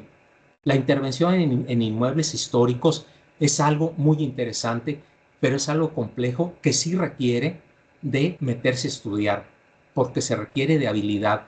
Pero una vez que se tiene esa habilidad, creo que se pueden hacer cosas sumamente importantes y en donde le añaden valor económico como atractivo para el inversionista. Eh, de tal forma que podemos ver muchos ejemplos de cómo la iniciativa privada, la propiedad privada, ha utilizado su fuerza económica, por ejemplo, para restaurar espacios, como ha hecho la Fundación Harpelú en Oaxaca, que ha hecho cosas sumamente interesantes, como el Centro Cultural San Pablo en Oaxaca. Y también, por ejemplo, podemos observar que ha habido casos como el de Morelia, en donde hubo un estacionamiento que se edificó hace algún tiempo. Fue muy criticado porque decían que cómo era posible que se permitiera este tipo de estructuras en un centro histórico, que inclusive esto iba a hacer que Morelia perdiera su calidad de patrimonio mundial. Pero la verdad es que la habilitación de un estacionamiento junto a un jardín histórico intervenido de muy buena manera, lo que permitió fue revitalizar un sitio con una nueva oferta gastronómica, que ha hecho de este espacio pues un sitio muy visitado, por las personas locales y los visitantes, o lo mismo sucedió con el Jardín de las Rosas, en donde la rehabilitación de este jardín y la intervención en la restauración del antiguo Conservatorio de las Rosas dio como resultado que en las edificaciones contiguas se desarrollara una oferta gastronómica a la que asiste muy comúnmente la gente de la ciudad y no solamente los turistas. Inclusive pequeñas edificaciones como esta antigua casita, que en realidad ya no tenía casi nada que rescatarle, pues la creatividad del arquitecto tuvo la posibilidad de adaptarlo como un pequeño loft donde perfectamente puede vivir una persona o una pareja de forma muy cómoda y en pleno corazón de la ciudad. O bien un caso que conoce muy bien el maestro Rosales, en donde hay personas que se animan a comprar una casa antigua, recuperarla. Debo decir que este proyecto es del maestro, del doctor Rosales, y vean lo que se puede hacer con una vivienda antigua y cómo se puede adaptar de manera magistral para la vida contemporánea. Todas las comodidades del presente con toda la belleza del pasado. Y además, evidentemente, quien intervino, el propietario que intervino esta propiedad, le dio un valor económico que no tenía en las condiciones en que recibió el inmueble. De tal manera que para concluir, solo me resta decir que hay que tener en cuenta varias cosas. Los centros históricos no son homogéneos, no tienen una problemática homogénea y es importantísimo considerar los requerimientos de los residentes y propietarios del lugar para implementar políticas públicas. No solo considerar a los turistas, es básicamente a los residentes. Hay que irnos a analizar escalas urbanas más pequeñas, por ejemplo, con programas de mejoramiento barrial, darle certidumbre a la inversión, hay que establecer reglas claras. Necesitaríamos desarrollar apoyos económicos, técnicos, jurídicos y fiscales para los propietarios. Hay que mantener la multifuncionalidad de un centro histórico. No se vale que pensemos solo en el turismo. El centro histórico es mucho más que turismo.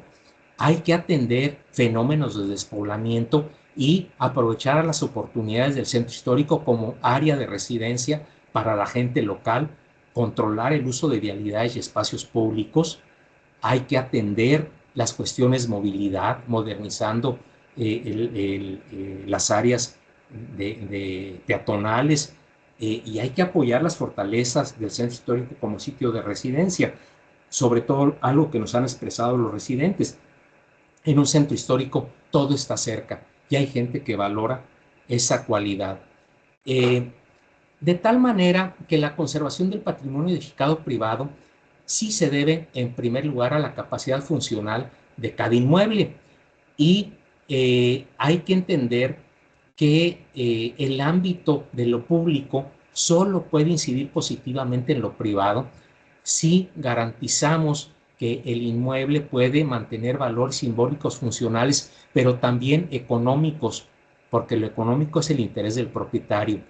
Y además, aunque designemos un inmueble como patrimonio cultural, como monumento histórico, esto no le sustrae del mercado inmobiliario, se va a seguir transando en el mercado inmobiliario. No va a cambiar la naturaleza de lo privado, que está vinculado a la riqueza.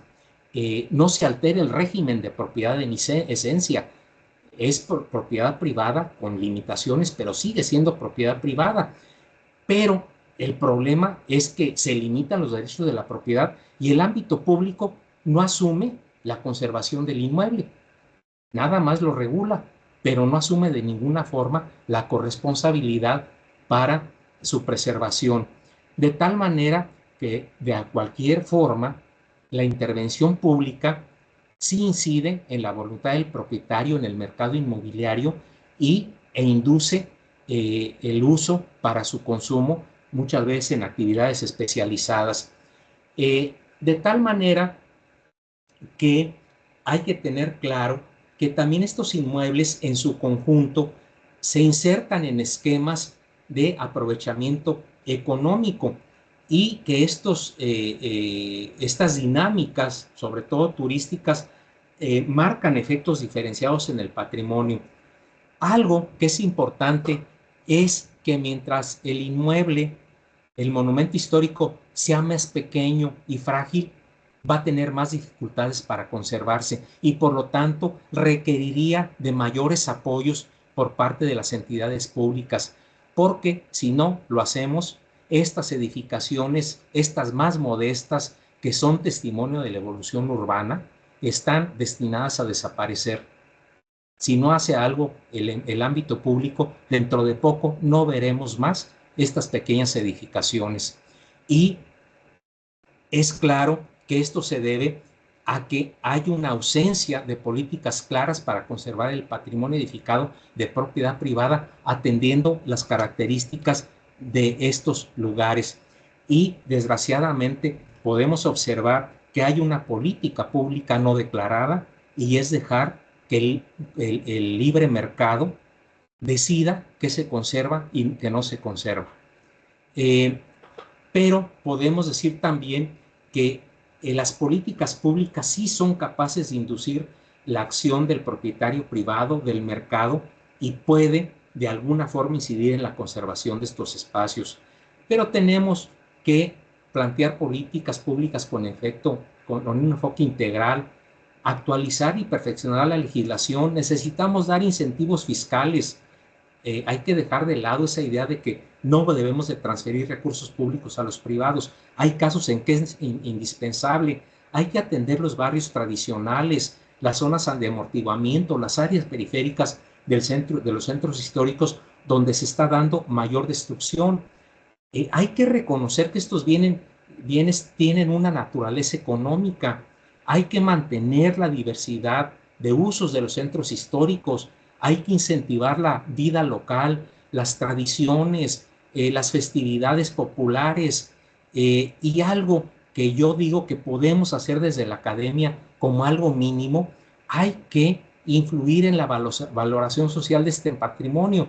Por ejemplo, tratando la memoria y las historias acontecidas en inmuebles patrimoniales. Yo en lo particular he hecho 2 ejercicios, uno en Morelia y otro en Coahuila, rescatando la historia de estas familias, y de verdad que cuando uno conoce las historias que han acontecido en estos espacios, se enamora de los sitios y entiende el valor histórico de estas edificaciones. Esa es la valoración social. Y a fin de cuentas, hay que considerar algo. La conservación del patrimonio edificado solo es viable como modelo de desarrollo si se sustenta en beneficios colectivos. No podemos pensar únicamente en beneficiar al turista o a los empresarios turísticos. Debemos de planificar este tipo de políticas básicamente para beneficiar a la población local como palanca del desarrollo y para combatir a la pobreza urbana que, aunque lo duden algunos, existe en los centros históricos. Y debemos de decir que a fin de cuentas, si queremos hacer ciudades agradables para el turista, primero hay que pensar en el habitante. Cualquier ciudad que es habitable y agradable para los residentes locales, créanme que va a ser atractiva también para el turista. No hay que pensar primero para el turista, hay que pensar primero para las personas locales. Bien, pues con esto concluye. Espero que haya un poquito de tiempo para algunas reflexiones. Muchas gracias, doctor. Buenas noches. Gracias, gracias. Y Bueno, bueno, pues disculpen lo accidentado de la exposición, pero es un tema muy complejo en muy poco tiempo. claro, no, un gusto escucharlo, doctor, y muchas gracias por haber pues, acudido a la invitación para sumarse a este seminario, que lo que pretende principalmente es poner sobre la mesa y, como bien comentó, discutir.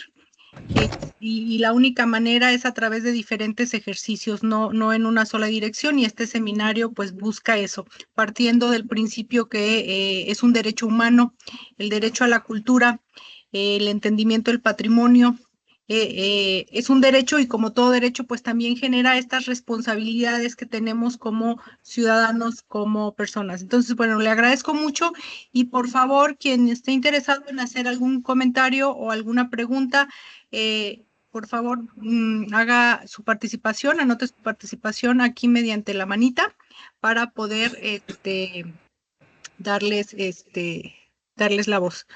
Ok, doctor José Manuel, adelante. Bueno, muchísimas gracias, doctor Mercado. Desde luego, la exposición de un tema que además, pues es en una coyuntura donde además hay mucha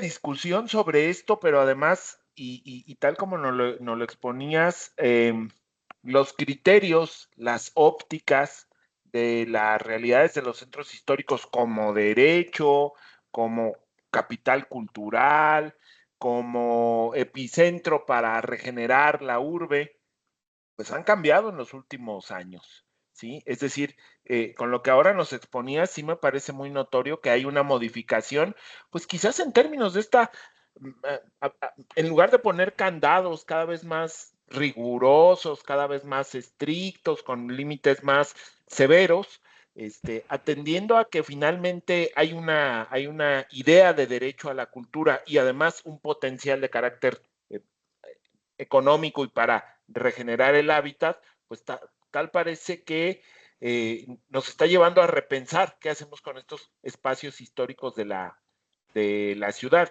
Y muchas otras, vamos a decir, muchas nociones que hubieran sido, vamos a decir, como regla, ¿sí? Regla general sobre cómo tratar centros históricos hace apenas unos años, hoy parece que nos las estamos repensando y me parece que de manera muy pertinente, de tal manera que felicitarte desde luego, doctor, atender a esta coyuntura es hablar de centros históricos, pero de lo que les está pasando a los centros históricos ahora. Me parece que dejas evidencia de que sí hay un cambio en las ópticas, porque además hubo un cambio en los mecanismos, en las instituciones y en las necesidades de la propia sociedad respecto a qué hacemos con estos espacios en tanto lugares que habitamos y en tanto derecho a disfrutar de ellos, ¿no? A estar, a vivirlos, a aprender de ellos, a conocerlos. Yo te quería preguntar, ¿qué percibes ahora, pues estos procesos contenciosos, ¿sí? ¿Qué pasa con la cuestión contenciosa respecto del patrimonio privado, pues como bien público? Es decir, cuando la política pública, las estrategias, los propios proyectos de regeneración no logran incorporar vamos a decir, un sano entendimiento o una dinámica pues más equilibrada y terminan siendo cuestiones contenciosas donde los propietarios privados de bienes patrimoniales están confrontados no solo con las autoridades como pudiera ser el INAH o las autoridades municipales, ¿no? Sino que la estrategia se confronta con la propia sociedad, entendiendo que tienen derecho a la propiedad privada, ¿no? Pero que también hay un derecho a vamos a decir, a estos bienes tangibles e intangibles de carácter público, si no ya no serían patrimonio, ¿no? Tú no lo mencionabas. ¿Cómo percibes también cómo ha cambiado la situación de lo contencioso cuando hay bronca? Y Sí. esa sería la primera pregunta. Y la segunda pregunta es, en estos procesos donde estamos reentendiendo las dinámicas en los centros históricos para colectivizarlos, para mejorarnos, para mejorar los centros históricos, para mejorarlos en favor de las personas, habitantes, visitantes, usuarios temporales, los que sean. ¿Qué riesgos también estás tú percibiendo? ¿Sí? Te quisiera mencionar así casos, centros históricos que se están privatizando de manera masiva, pero no solo más, no, vamos a decir, no solo es que todo el centro empieza a ser de carácter privado, esto tú ya lo evidenciabas y sé que lo has estudiado desde hace muchos años en Morelia, donde predominan los patrimonios privados, sino que además estos patrimonios privados empiezan a formar monopolios, ¿sí? Es decir, donde ese patrimonio privado pertenece a unos cuantos, no solo a una multitud de privados que lo tienen bajo ese régimen de propiedad y de uso, vamos a decir así, sino que son unos cuantos que han adquirido enormes secciones de los centros históricos para luego reinvertir en ellos con proyectos más o menos eficientes de conservación de inmuebles históricos, pero que finalmente pues los ven como un capital y entonces vamos a decir, cambia la dinámica de un hábitat generalizado. Es privado, pero es monopolizado al mismo tiempo. Y desde luego, muchísimas gracias, mi admiración siempre y mi agradecimiento, doctor. Sí, gracias. Bien, no sé si quisieran hacer alguna otra pregunta y luego trato de contestar todas para Ok, eficiente. doctor, mire, claro, me parece bien. Le voy a, antes de darle la palabra a Alejandrina Cedillo, le voy a leer una pregunta que me hacen llegar. Sí. Para que también la anote. Si el patrimonio privado en manos de las familias, ¿cómo puede ser protegido por el Estado? ¿A través de comodatos o se tiene que donar? ¿Cuál es el procedimiento? Ahora sí, Alejandrina, te doy la palabra. Tu micrófono. Muchas gracias. Ahí me escuchan bien. ¿Ahí? Ok, muchas gracias. Y bueno, muchas gracias, doctor Eugenio, por esta información. Realmente yo estaba muy interesada y la pregunta esta que acaban de mencionar la maestra Elvira por medio del chat es muy similar a lo que yo tenía también en duda. ¿Qué pasa cuando una persona o alguien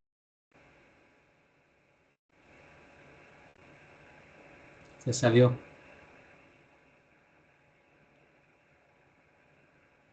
Algo la desconectó. Sí, sí. Pienso que fallaría su internet. A lo mejor sí. Alejandrina, ¿ya estás de vuelta? Sí, una disculpa ahí, algo pasó ahí con mi internet. Sí. Bueno, retomando así rápido la pregunta, era precisamente dónde podemos encontrar estas políticas o estas regulaciones o programas que nos ayuden a, pues, a una restauración o a una conservación de este patrimonio. Gracias. Muy bien. Gracias. Pues, si me permiten, voy a intentar responder. Primero, ¿qué se percibe en esta cuestión de la intervención de la iniciativa privada y sobre todo cuando se llega a lo contencioso? Mira, yo creo que desgraciadamente la iniciativa privada, el capital privado, siempre va un paso adelante de las autoridades y creo que esto se debe a que por parte de las áreas públicas no hay interés por actualizar y perfeccionar la normatividad existente.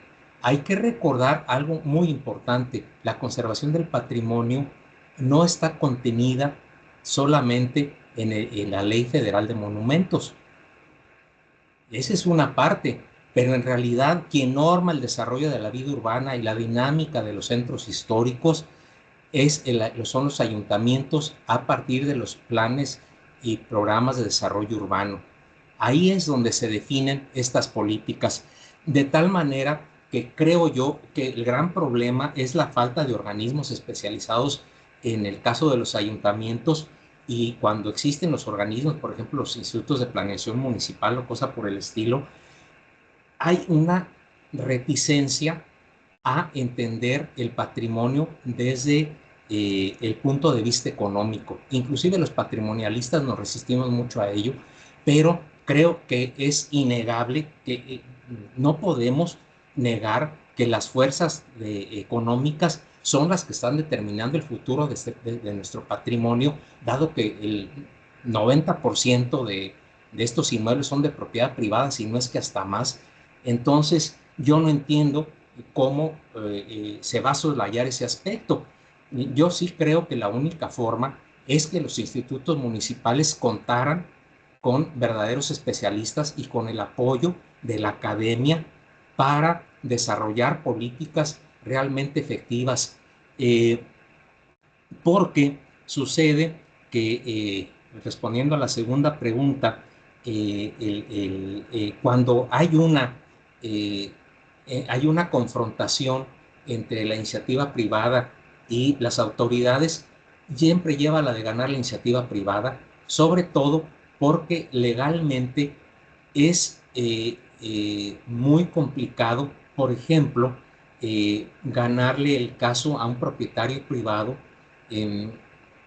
que normalmente se amparan para poder llevar a cabo sus planes y haciendo un lado el poder de la autoridad. Creo que este es uno de los casos en donde las modificaciones a las leyes de amparo pueden resultar interesantes. Habría que ver qué resultados van a tener cuando se aplique al patrimonio, pero en los amparos es donde se sustentan muchas de las acciones lesivas del patrimonio por parte de la iniciativa privada. Por lo menos en el caso de Morelia, donde yo participo en el Consejo Consultivo del Centro Histórico, es lo que se ve comúnmente, que se aprovechan de esos resquicios legales.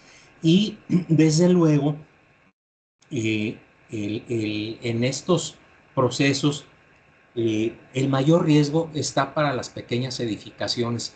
Olvídense ustedes de los grandes edificios, ellos se cuidan solos, son tan aprovechables económicamente que a nadie en su sano juicio se le va a ocurrir tirarlo.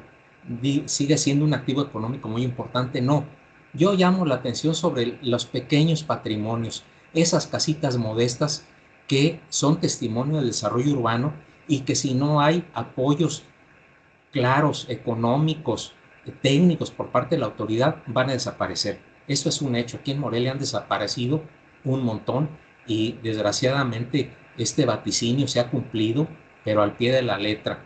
Y no solo en Morelia, en todo el país está sucediendo algo similar, sobre todo porque lo que mencionaba el doctor Rosales es los centros históricos están siendo apropiados. Yo no creo que, por ejemplo, el caso de Morelia llegue al caso de la gentrificación, pero sí hay una apropiación lenta de personas que están viendo la posibilidad de adquirir estos inmuebles con fines de hacer negocios, algunos con fines de habitarlos. Por ejemplo, los extranjeros sí adquieren inmuebles con fines de habitarlos, hacen buenas intervenciones. El problema es que esto también empieza a desarrollar una espiral de escaladas de precios terribles en donde es incomprable por parte de cualquier persona común y corriente y solo está disponible este patrimonio pues para los grandes capitales, y es donde empezamos con el problema, José Manuel, precisamente que tú señalas, que se van haciendo monopolios. Yo no digo que haya casatenientes o terratenientes pues de patrimonio, pero sí hay agrupaciones muy fuertes de empresarios turísticos que están aliados, asociados e intervienen en la gestión del sitio. Creo que se puede observar muy claramente cómo muchas veces las políticas que implementa el gobierno municipal están dictadas por estos grupos y se les olvida a la gente, a los pobladores, a los residentes, los hacen a un lado, hacen como que no existen y solo ven el interés de los empresarios. A fin de cuentas es una forma de privatización de la gestión del patrimonio que es tan lesiva como la destrucción que se puede dar por abandono. Es posible que el patrimonio privado sea protegido por el Estado a través de comodatos, de cosas así. Lo dudo. El Estado no tiene capacidad para mantener la enorme cantidad de patrimonio que se tiene en México. Son demasiados inmuebles, se haría falta una verdadera fortuna. Por eso, insisto, se deben de generar condiciones adecuadas para incentivar y apoyar a los propietarios para que conserven estos espacios y puedan darles mantenimiento. Creo que puede haber formas, la integración de fideicomisos, bancos de materiales, asesorías técnicas, asesorías fiscales, implementación de incentivos, en fin, caray, debemos de ser más creativos y no simplemente limitarnos a decir se prohíbe, si no se permite, no se permite. La pregunta sería, ¿cómo sí podemos hacerle? ¿Sí? Y creo que ese es el reto de las políticas públicas. Y la pregunta ¿Dónde encontrar estas políticas? Yo les quisiera decir optimistamente, perdón, que las podemos encontrar en los planes y programas de desarrollo urbano. Es donde en estos planes y programas de desarrollo urbano, sobre todo los programas parciales de desarrollo urbano, es donde están plasmadas estas políticas. Pero volvemos al problema, el problema que estos instrumentos en muchas ocasiones están muy limitados a cuestiones normativas, pero no hay realmente políticas proactivas o que señalen formas de incentivar la conservación del patrimonio. Y yo te diría que para encontrar estas políticas, creo que por lo pronto al único que se puede acudir es a los estudios académicos. Por eso yo les insisto tanto, y lo hemos platicado con colegas, se los decimos a nuestros alumnos, como arquitectos que son conocedores del valor del patrimonio, cuando los inviten a participar en entidades públicas como empleados, como asesores, como concejales, no duden en hacerlo. Tal vez es el único instrumento que tenemos para tratar de incidir de alguna forma en estas políticas. Debemos de estar pues ahí presentes, presentes, presentes, aunque a veces se escuche como que estamos predicando en el desierto, pero no hay otra manera. De alguna forma tenemos que hacerles caer el 20 a las autoridades que si se pierde este patrimonio, estamos perdiendo un enorme potencial de desarrollo. Y esto lo estamos viendo a nivel mundial. Creo que en la actualidad uno de los mayores atractivos económicos sigue siendo el turismo, y las generaciones de recursos a través del uso adecuado del patrimonio es un instrumento efectivo para impulsar el desarrollo de nuestras localidades, impulsar el empleo. En fin, y aquí me paro porque si no me sigo de largo. Gracias, doctor. Muchísimas gracias. Está por cerrarse la sesión y no me queda más, aparte de agradecerles, invitarlos a la última sesión de este seminario, que es el próximo martes 14 de octubre.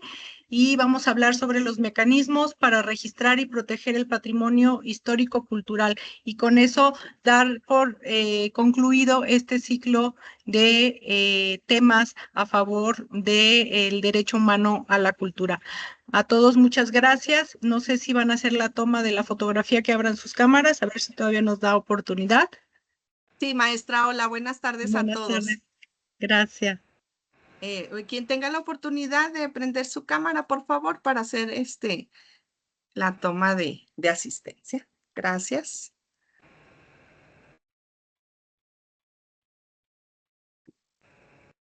A ver, un segundito.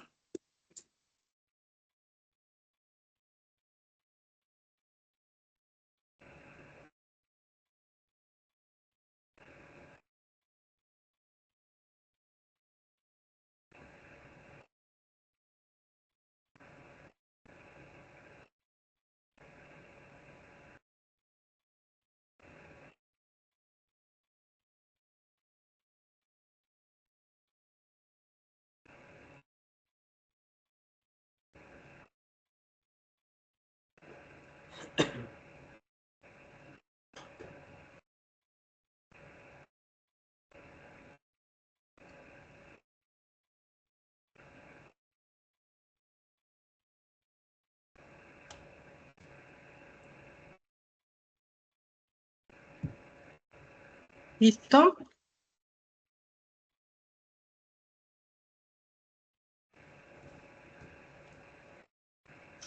Ya irá.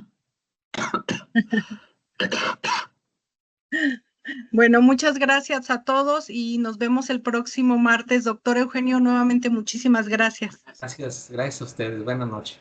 Buenas noches. Muchas gracias, doctor. Muchas Buenas gracias. noches Buenas a todos, noches. a todos. Noches. Descansen.